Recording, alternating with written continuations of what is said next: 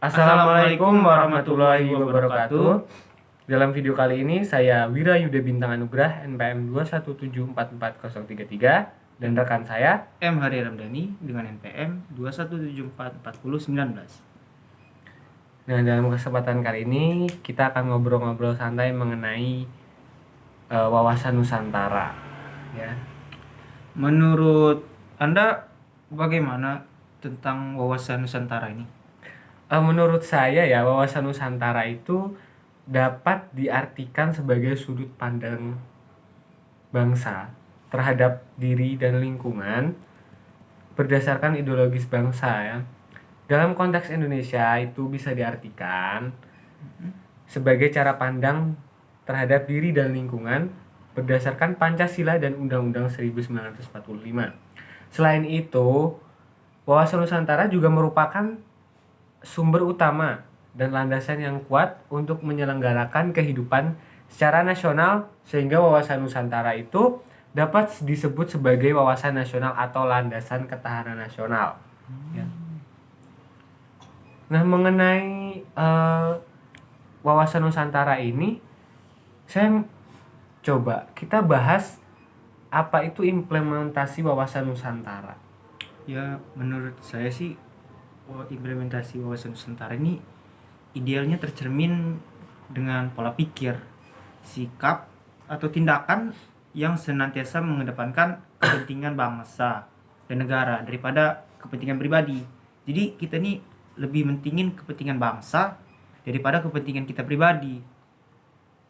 Dengan kata lain, wawasan Nusantara ini jadi pola atau fundamental dalam berpikir atau bersikap dan juga bertindak dalam menghadapi berbagai masalah yang berkaitan dengan kehidupan sosial budaya, masyarakat, berkebangsaan, dan kenegaraan. Nah, saat ini kan arus globalisasi kan sangat berkembang ya, udah berkembang dan merasuk lah ya dalam sendi-sendi pemikiran masyarakat, terutama masyarakat milenial seperti kita. Nah, itu pemikiran-pemikiran yang arus globalisasi itu akan mempengaruhi anak muda, sehingga dalam hal tersebut banyak pengaruh negatif yang berkembang daripada pengaruh positif tuh kan. Dimana hal ini tuh harus diantisipasi dengan berbagai macam hal. Itu misalnya kayak menumbuhkan semangat nasionalisme yang tinggi, ya. Banyak cara yang menumbuhkan untuk semangat nasionalisme generasi muda di Indonesia. Di antaranya yaitu melalui pendidikan yang formal. Contohnya memberikan pendidikan dari mulai dasar sampai sekolah perguruan tinggi seperti kita nih, dari awal sekolah, dari sekolah SD, SMP, SMA, kemudian menjadi mahasiswa seperti ini, kita tetap belajar kewarganegaraan. Itu kan tadi tentang pendidikan yang formal ya. Iya. Kalau pendidikan yang non formal itu gimana sih?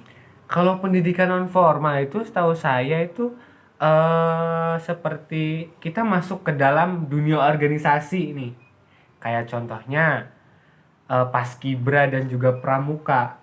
Itu kan ada waktu kita sekolah SMA, SMP, bahkan untuk saat ini Pramuka dan Paskibra ini menjadikan kita sebagai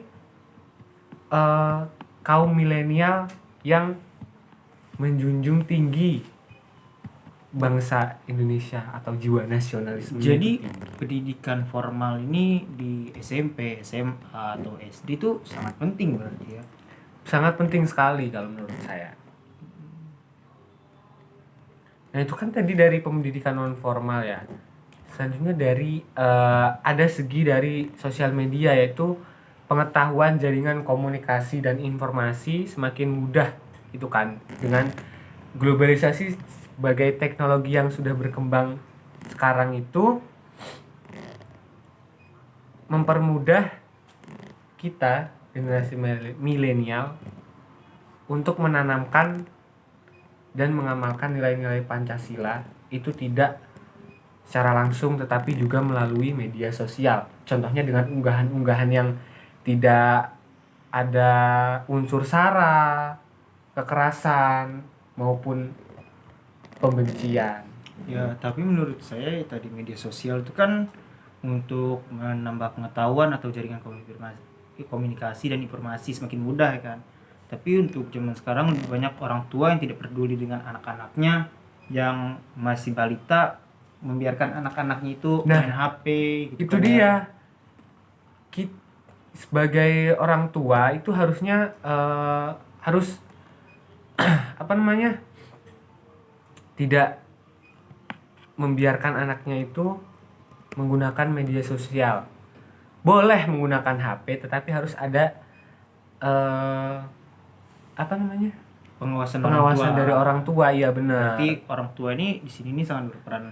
Orang tua itu berperan sangat penting Hmm. terhadap tumbuh kembang anak gitu.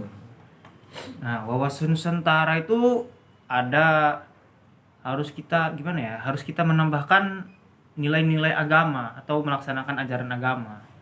Kenapa? Karena ajaran agama itu sangat efektif. Ya memang benar, pendidikan formal, non formal, di media sosial yang lain-lain yang Anda sebutkan itu memang benar. Tapi dari situ kita harus menambahkan nilai agama atau ajaran agama.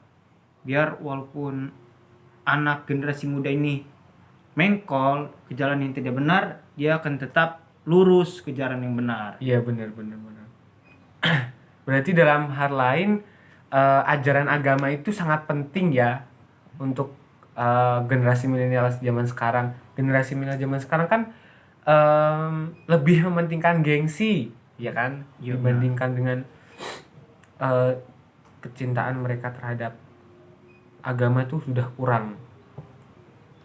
Menurut Anda bagaimana sih anak-anak generasi muda yang baru-baru lulus SMA terhadap media sosial ini? Gimana sih tanggapan Anda? Kan banyak sih dari sekian kita teman-teman atau orang sekeliling kita. Bagaimana sih, apakah dorang ini media sosial ini menyebar hoax atau gimana? Menurut Anda bagaimana caranya biar kita bisa ngendaliinnya? Banyak ya zaman sekarang tuh, kayak contohnya saja di aplikasi yang sering kita pakai yaitu WhatsApp, Facebook dan juga Instagram. Itu kan banyak tuh, ada yang meminta apa namanya, pinjaman-pinjaman online seperti itu, atau menyebarkan berita-berita hoak. Kita jangan mudah percaya dulu tuh sama berita hoak kayak begitu. Kita harus tahu sumbernya itu dari mana. Jangan hanya satu sumber saja yang kita ketahui, tetapi kita tidak tahu sumber lain gitu. Kita harus menyaring. Jadi menurut Anda, apakah anak milenial sekarang atau generasi-generasi muda sekarang itu sudah masuk atau sudah bisa, udah banyak pengajaran tentang agamanya? Kalau menurut saya sih belum ya. Menurut pandangan saya ya, Ya. soalnya ajaran agama seperti melaksanakan sholat berjamaah, mengaji dan mengkaji kitab-kitab dan memberikan pemahaman tentang larangan dan kewajiban agama itu kurang. Kurangnya dari mana ya? Kurang dari segi mana ya? Kurang dari segi kesadaran mereka ya, kesadaran mereka sebagai umat beragama. Itu kan mereka harusnya sholat, yang muslim sholat, yang Kristen beribadah gitu. Mereka kebanyakan meninggalkan kewajiban itu hanya karena kepentingan-kepentingan lain. Oh, jadi penerapan pendidikan agama ini di sekolah-sekolah ini belum benar berarti menurut Anda. Kalau dia aturannya, kalau pendidikan itu udah benar, dia setelah lulus sekolah dia bisa menerapkan itu. Jadi menurut Anda gimana? Kan dia udah belajar tentang agama kan? Ya. Jadi menurut Anda apakah salah pendidikannya karena mereka gagal dalam mendidik sampai bisa? Kalau menurut itu saya gimana? bukan salah pendidikannya. Kalau guru mengaji ataupun guru di sekolah itu sudah mengajarkan yang benar. Tetapi itu tergantung dari diri sendiri memang ya. Diri sendiri, pergaulan dan juga pola pikir kita sebagai manusia itu ya kan. Itu beda-beda.